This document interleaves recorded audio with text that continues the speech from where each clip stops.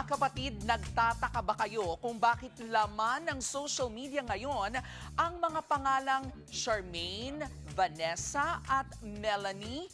Pakinggan nga po natin ang hugot ng viral videos na yan.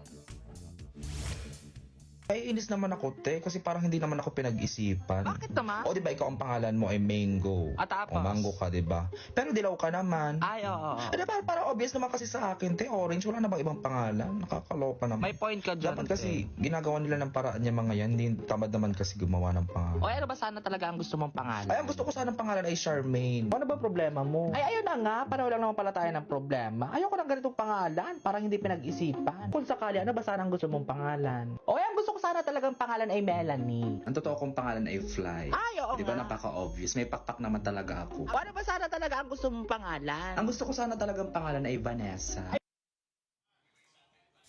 O ayan mga kapatid, gets nyo na ba? Pag-usapan nga po natin, bakit nga ba orange ang pangalan ng orange? Kung iisipin natin, may point naman si Charmaine, orange. Ang mansanas nga, apple. Ang saging, banana. Ang mangga, mango. Pero ang orange na nga ang kulay, orange pa ang pangalan. Pero eto po ang plot twist. Hindi talaga galing sa kulay ang pangalan ng prutas. Throwback po tayo mahigit 1,000 years ago. Ang salitang orange ay nagmula pa sa sinaunang salitang Sanskrit na naranja na ang ibig sabihin ay fragrant o mabango. Nag-evolve ang salitang yan at nang makarating sa English, unti-unti pong naging orange. Nagkataong ang bango rin ng bilugang prutas noon na kalaunan ay tinawag na ngang orange. Yes, mga kapatid, nauna nga po ang prutas bago ang kulay. Ngayon naman, punta tayo kay Vanessa. Alam mo bang may higit 120,000 na uri ng langaw sa buong mundo? At hindi lahat ng langaw ay peste.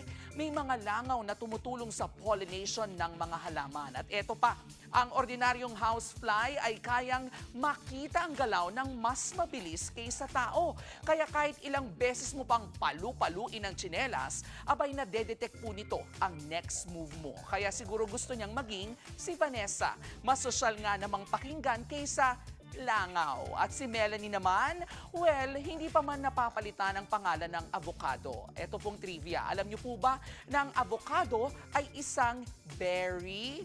Mga kapatid, wag po nating ismulin ang pangalan ng mga bagay-bagay.